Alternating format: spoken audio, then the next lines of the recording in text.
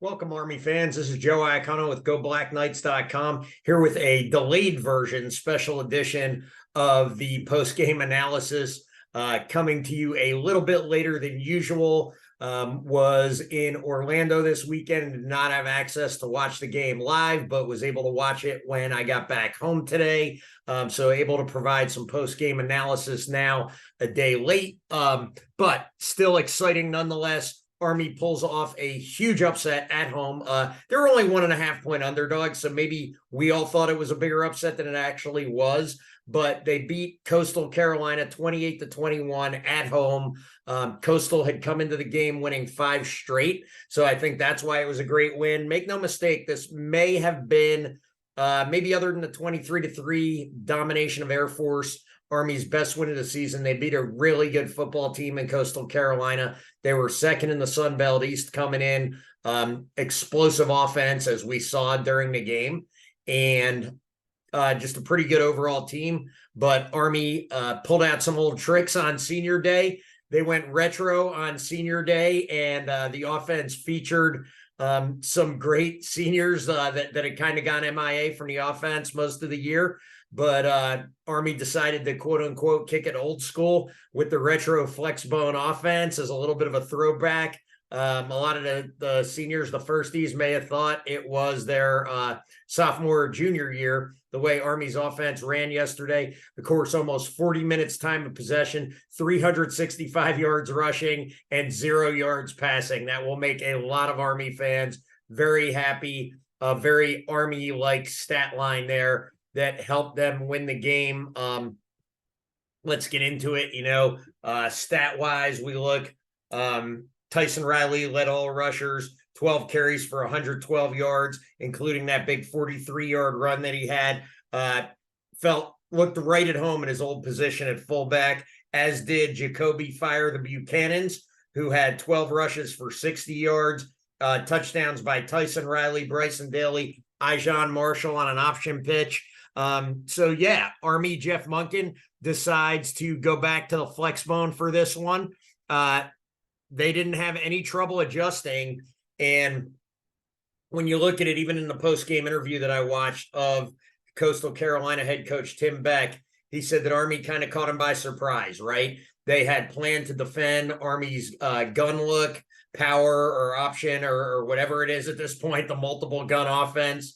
And Army came out and shocked them with the traditional triple option flex bone that worked really well. Option plays, belly plays, midlines, inside veer, outside veer, the whole offense. It was like it had never left. And these kids picked it up right away. The players, to their credit, really didn't miss a beat.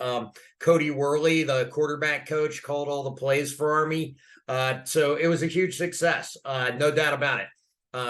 That was one of the keys, keeping the ball for 40 minutes, grinding out long drives. And Bryson Daly really looks right at home in this style of offense. So makes you wonder a little bit, and we'll get into that, what the future is going to look like for Army football from an offensive standpoint. But let's not, leave out one of the most important parts of the game. For the second week in a row, Army's punt block team blocked the punt, returned it for a touchdown. Jabril Williams, who got the block last week, got the touchdown this week off a Brett Arena block. And again, for the second week in a row, as much as we can talk about the offense and, how great the offense was, and it was great to go back to the old offense and offense, because that's what seems to steal the headlines. At the end of the day, they only scored 21 points. And the punt block team, again, was probably the MVP of the game. If we don't block that punt, Army definitely does not win that football game. People talked about, Army had trouble closing it out. Hey, Coastal Carolina is an extremely talented football team with some great skill people, some great receivers. Their quarterback who played yesterday, I'm trying to remember the kid's name, Jarrett Guest, went 26 for 36 for 279 yards, 3 touchdowns and an interception. Hugh Hammonds with the big pick in the red zone. That was huge. Really, the only thing that really you can pick on for Army that went wrong was the one turnover, the fumble late by Tyrell Robinson when we had an opportunity to put the game away there. That's what made it closer than maybe it should have been. But at the end of the day, if you count the block punt as a turnover, which I do, the turnover battle was basically even, 2 each. The other Army turnover was a harmless Champ Harris interception right before halftime. So no big deal there. Army was in hurry up trying to go down, get a quick score. That didn't really hurt them at the end of the day. So, really, really interesting. Army's offensive line, which had been maligned all season, looked great in the traditional triple option flex bone. Buchanan and Riley looked right at home. I was really happy, actually, to see those two get a lot of action on senior day. After they really had been kind of cut out of the offense a lot this year, it was great to see those two in the backfield getting a lot of action. Bryson Daly had a great game. Marshall, T-Rob, across the board. The running backs, the receivers blocked great. The offensive line, like I said, had an amazing day. Defense stepped up again. No shame at all. Gave up really just a couple big plays. One was on a zero blitz package. I think Jabari Moore thought he was going to have safety help on that one, and he didn't. So maybe something to fix there in the secondary, but really just a couple big plays. We missed some tackles on the screen pass that ended up going for a touchdown. Coastal Carolina did not really sustain any long drives. They scored on big plays, which I know Nate Woody and, I always put in my keys to the game, don't give up 3 explosives like that. Army kind of got away with the one. They gave away 3 explosives, but that was really all Coastal was able to do on offense. So once again, really good performance from the defense. Statistically, once again, Leo Lowen leads the team in tackles with 7 total. Q Hammonds with 6. Jabari Moore with 5. Again, I want to highlight what a talented team Coastal is. It's funny, I think when most Army fans looked at the schedule at the beginning of the year, probably most of us did not circle UTSA on the road and Coastal at home as wins. We kind of swapped those two for ULM and UMass, right? I think everybody thought those would be wins, and if they were right now, Army would be going bowling. So now let's talk about the future. First, let's talk about the near future. I think one of the questions on everyone's mind after Army came out and caught Coastal by surprise with their traditional flex bone offense yesterday, and I think that played into the success Army had. I don't believe, and people can disagree with me, if we had run flex bone triple all year long, that we would have run for 365 yards on Coastal. I think they're too good a team for that. I think the fact that Army caught them by surprise did make a huge difference in that game. Credit to Coach Monken, credit to Cody Worley for that game plan. Cody Worley is the run game coordinator. That's one of his additional duties. And we can't confirm this, but rumor has it Mike Vitti was rotating in the fullback, so they might have moved Mike Vitti back to the B-back position coach for that game as well, which we think is a great fit for him also. So, again, going into the Navy game, now what does Army do? And it really throws a question mark at Brian Newberry, who no doubt the Navy defensive head coach is an outstanding defensive coach, and his DC, Volker, I think his name is. Those guys do a great job. Navy won on a 10-0 shutout again this week, another low-scoring slugfest. Haven't been impressed with Navy's offense at all. We'll talk a lot more about the Navy game, obviously, over the next 3 weeks leading up to that. We'll get some analysis with hopefully some former players, maybe some coaches. We're going to have a lot of great content coming at you here on GoBlackKnights.com over the next 3 weeks. This tends to be our best time of the year in terms of interviews with former players, current players, coaches, to kind of see what's going on. So a little teaser there. We're going to have some great stuff coming at you over the next 3 weeks. But, I think if you look at what Army is going to do offensively against Navy, Navy's got to guess a little bit at this point.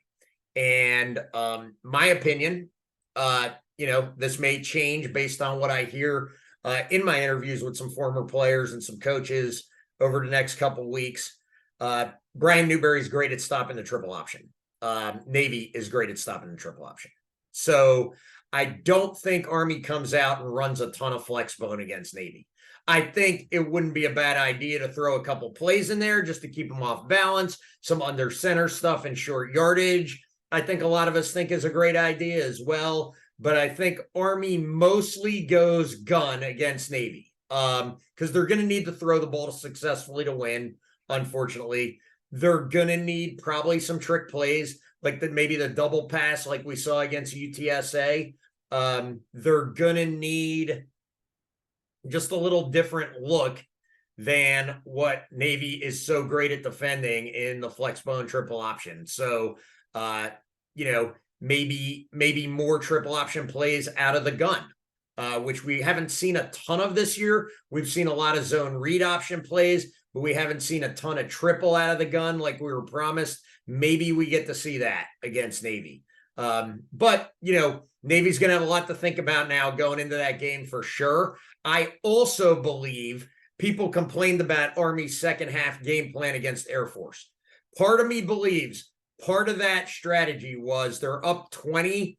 Let's win this game and get out of here with a W and not make any mistakes. But just as importantly, let's not show Navy anything on film that they can prepare for. So Army kept it extremely vanilla in the second half of that game. And I don't think they're going to keep it vanilla against Navy. So it will be really interesting to see what Coach Monken cooks up for Navy from an offensive standpoint, whether that's with Coach Drinkle and Coach Thatcher, whether it's with Coach Worley. I don't know. And at this point, I think Coach Volker and Brian Newberry at Navy are also going to have to say they don't know. But my guess is it will be heavy gun, and it needs to be heavy gun, in my opinion. Now, the second question, and the other thing people are going to be talking about and asking about that's more in the long-term future of Army football, is what does yesterday's performance mean going forward? Does it mean Jeff Monken scraps the 2023 game plan and goes back to the flex bone as Army joins the American Athletic Conference next year and gives all those teams something to think about and something to have to prepare for differently, other than the fact that they play Navy, so they are used to seeing it a lot. I know Navy runs some hybrid, but let's face it, it's mostly flex bone triple option. They may run it out of the gun once in a while, but it looks a lot more like what you're used to seeing from Army and Navy than what Army has done this year up to this point. So what does that look like going forward? Do we go back to flex bone? Do we go heavier gun now that we're in year 2 of it and the kids have it under their belt and the offensive line can block it a little better, and our skill position players like Kanye Udo, Champ Harris, some of those folks start to mature a little bit, and we're better fits for the new offense? These are all questions at this point. I don't know what Army does next year. Do they want to evolve over 3 to 4 to 5 years into the new look offense? Another question that I think we have to ask is, there's a thread on GBK. How secure is Drew Thatcher's job at this point? How hot is his seat? Does Army look to go with a Cody Worley as an OC, or do they look elsewhere and go to more of a traditional flex bone look if that's the direction they choose to go? I think from reading the tea leaves, reading between the lines in some of Coach Monken's pressers, I think what he has found and what he's almost mentioned a little bit is a bit of a hybrid, some gun option, some under center, some flex bone.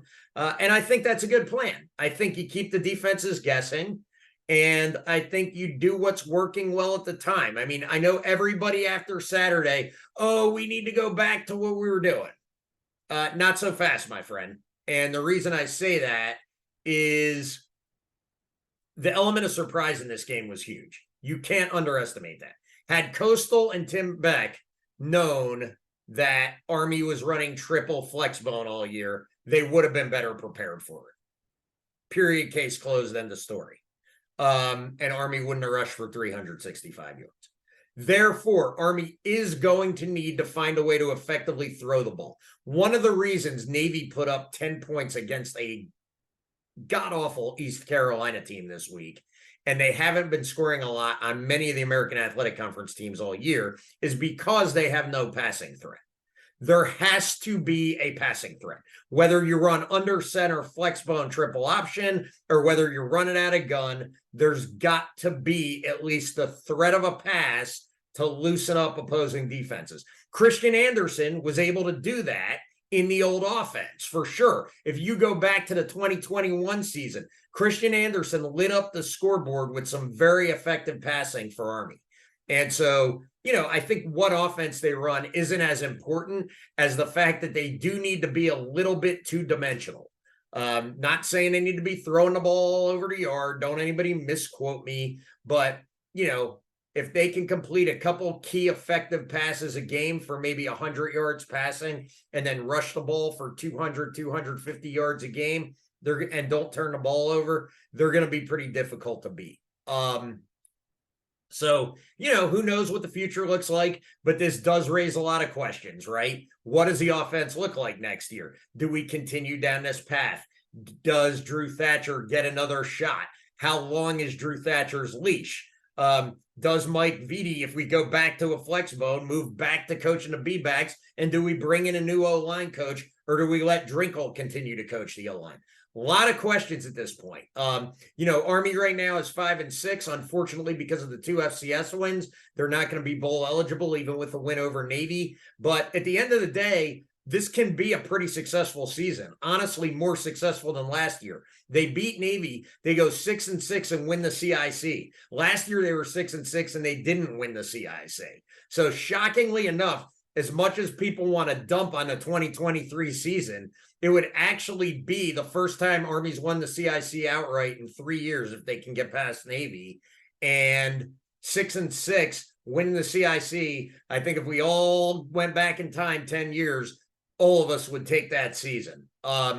Jeff Monken has raised the bar so high that we now look at this season as a disappointment, going 6-6 and winning the CIC. But at the end of the day, that would still be a pretty good season for Army football. And then they go into the American next year, and we get to see what that looks like. I won't go into that now. There'll be time to talk about that in the offseason, but I just personally think Army has the opportunity to be very successful in that conference. So anyway, that's it. Great win over Coastal Carolina, 28-21 Army. We're excited. 3 weeks till Navy. Like I said, you'll see a lot of great content here on GBK at GoBlackKnights.com, the YouTube channel, the Facebook page, the Instagram, X now, not Twitter. I want to call it Twitter, but X.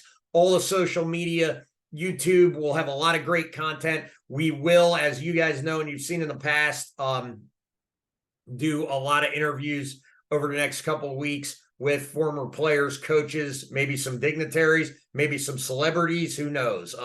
Stay tuned to GoBlackKnights.com.